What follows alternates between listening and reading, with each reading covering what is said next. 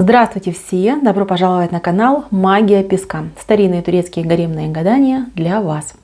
Дорогие мои зрители, гости канала, подписчики, тема сегодняшнего гадания звучит так. Как вы влияете на загаданного человека и как вы в целом влияете на мужчин? Пожалуйста, если тема интересна, присоединяйтесь к моему гаданию, посмотрите на песочек, подумайте о своем любимом человеке, о том, кто вам интересен, и мысленно либо вслух задайте такой вопрос. Как я влияю, назовите мужчину по имени, и как я влияю в целом на мужчин, которые в моем окружении. Надеюсь, вы настроились. Я убираю Назар. Прошу высшие силы дать мне возможность ответить на все ваши вопросы и послать для вас только самую важную, самую полезную и самую нужную информацию. Давайте же посмотрим, как вы влияете на загаданного мужчину и как вы влияете на ваше мужское окружение.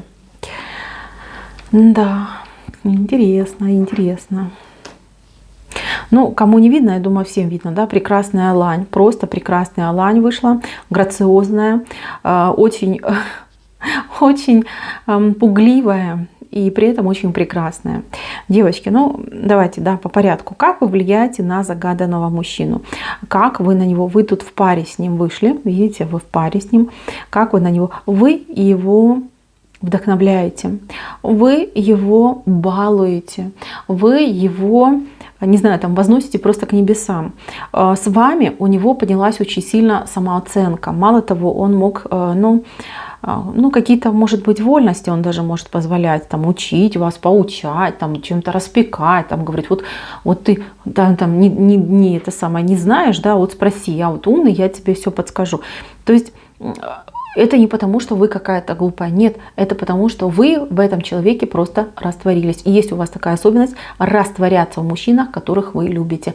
Вы просто себя вот на такое блюдо огромное ложите, да, вот там украшаете всякими вкусняшечками и красотулечками, и все, и себя вот предлагаете на таком блюде. Это жертвенность, это желание вот прям любить без остатка, до последней капельки себя отдавать. Конечно, это большой дар. Не все, вот я вам честно говорю, не все умеют так любить. Многим людям вообще такая любовь не дана. У вас это есть. Мужчина, которого вы загадали, он это понимает. Он за это вам изначально был премного благодарен. Но теперь он сошел к такой позиции, что типа, должна, да? Должна, потому что я классная, потому что я гениальный. Вы его в этом убедили. На самом деле, когда вы встретились, он был просто какой-то закомплексованный, забитый мальчик. Вот неважно, сколько ему лет, но это выглядит так. Вы настолько сильно подняли его самооценку. Вы просто его на руки взяли и вот так к небесам подкинули. И он теперь, знаете, позабыл, как это случилось. Он считает, что он вас осчастливил, потому что вы ему об этом говорили. Все его мысли, все его слова — это ваши мысли и ваши слова, которые вы ему вложили. Вы знаете, вы классная, вы замечательная жена, вы именно та, про которую говорят, да, муж голова, жена шея. Вы настолько деликатная, вы настолько интеллигентная и вы настолько уважающая, что это любо-дорого, понимаете, любо-дорого. И знаете, вот мужчина, когда узнает вас, любой мужчина, да, когда узнает, какая вы настоящая, видит вашу душу, видит ваше сердце, но понимает, что повезло, очень сильно повезло, либо завидует, да, что кому-то другому повезло. Вот, но вы всегда почему-то вот не идете в проигрыше, да, в проигрыше в любви. Вы слишком сильно наделяете мужчин, которые рядом с вами, вот он как предмет обожания у вас становится, да. Вы там и уси-пусите, и там, я не знаю, там утром в 6 утра встала, там, не знаю, борщ наварила, котлет накрутила, себя в порядок привела, накрасилась, там, я не знаю, там трусишки ему погладила, настирала там ему рубашечек. То есть, понимаете, вы себя обесцениваете вот таким поведением. Конечно, мужчины рады, обожают, да, таких женщин жертвенных, они, прям, вы лучше, чем мама, понимаете, в 100 раз лучше, чем мама. Но приходит момент того, что да, должна. Да, потому она это делает, потому что я классный. Она меня там пытается всеми руками, ногами удержать, потому что я реально классный. И она, ну вот прям запряглась, да, и пусть везет. Когда такой мужчина выходит из отношений с вами, например, идет в другие отношения, там, знаете, как ему больно прилетает по лбу, да, за то, что он думает, что он классный. Там ему быстренько рассказывают, кто он такой, где его место. И знаете, я вижу, что у вас по жизни были мужчины. И эти мужчины, они навсегда, вот смотрите, ваш образ сохранят у себя с обратной стороны сердечка. Почему с обратной? Потому что больно. Больно, что потерял такую гениальную женщину. Больно, что потерял такую незаменимую, прекрасную, нежную и любящую. Больно от этого, что сам дурак потерял, да? Воспоминания, их невозможно стереть, их можно немножечко отодвинуть. Вот они прячут воспоминания и чувства под свое сердце. Прям туда, глубоко-глубоко. Но всегда вас помнят, всегда о вас знают. И если у кого-то из ваших прошлых появляется какая-то возможность что-то о вас узнать, услышать, с огромным любопытством, понимаете, просто с огромным любопытством. Почему назад не возвращаются? Потому что очень стыдно, обижали, ну, поступали как-то, да, по-потребительски. А что он теперь скажет, что он теперь сделает? Понимаете, вы опять будете относиться к нему как к герою, как к уникальному, прекрасному творению, да, а он-то знает, что он, ну, просто ничего из себя не представляет, да, ему же на это глаза открыли. Девочки, как вы влияете на мужчин, возносите их до небес, вы их всех наделяете какими-то невероятными свойствами, мужчины с вами расцветают, мужчины с вами балуются, дуреют просто от этого наслаждения. Вы замечательная во всем, вы прекрасная хозяйка, вы заботливая жена, вы невероятная любовница, понимаете, все у вас гениально и цены вам нету, но эту цену вы свою все время занижаете, понимаете, и как вы себя в какое положение ставите, так вам и относятся. Вот винить кого-то в этом я бы не стала, вот честно не стала. Правда. Виноваты, вот простите, но я говорю так, как я вижу. Я вижу, что вы виноваты, что вы себя обесцениваете. Вот это нельзя. Вот ни при каких условиях нельзя. Вот многие знают, да, я живу в Турции. Я живу здесь уже 12 лет, и я здесь и работала в плане вот эзотерики, у меня клиентов очень много было.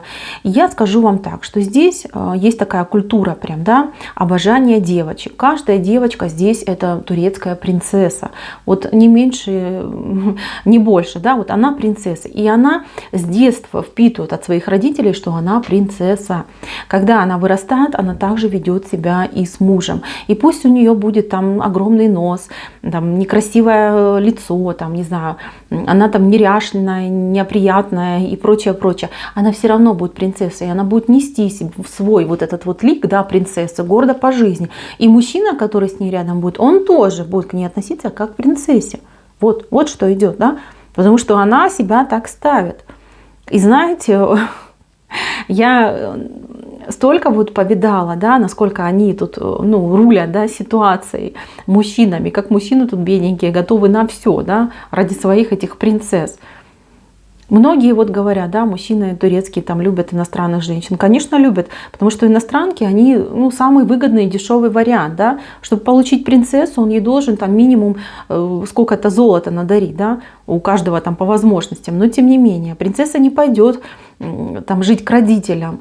Принцессе нужно домик свой, да, ей нужно все купить, она ничего делать не будет, она будет сидеть дома, там, не знаю, ей нужно постоянно задаривать, за ней нужно... А наши женщины в 100 раз, извините, вот не считайте меня расисткой, я просто говорю так, как я чувствую, да, наши женщины и умные, и добрые, и красивые, и жертвенные, но, блин, себя загнала в такие рамки, что к ней так и относятся. Понимаете, просто относятся. Я вам даже больше скажу. Здесь наши девочки, которые здесь замужем, они же приезжают со своим вот этим менталитетом, да, что я там должна все на себе тащить. И на них прям вся семья может кататься. Понимаете?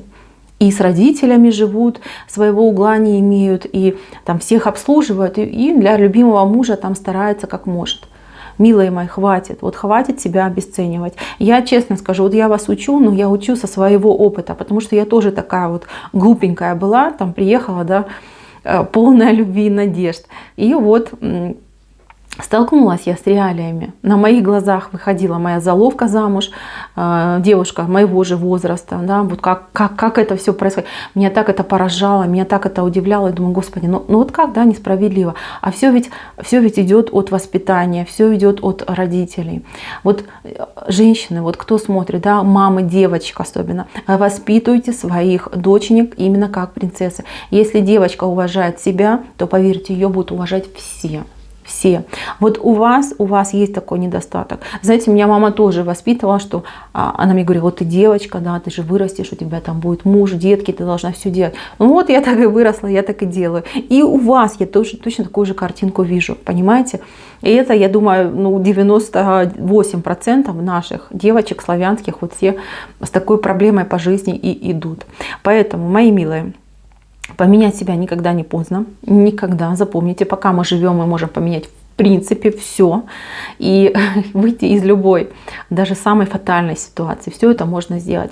Пожалуйста, у кого доченьки маленькие особенно, уделите внимание, учите их, что они принцессы, что они уникальные, что они самые лучшие.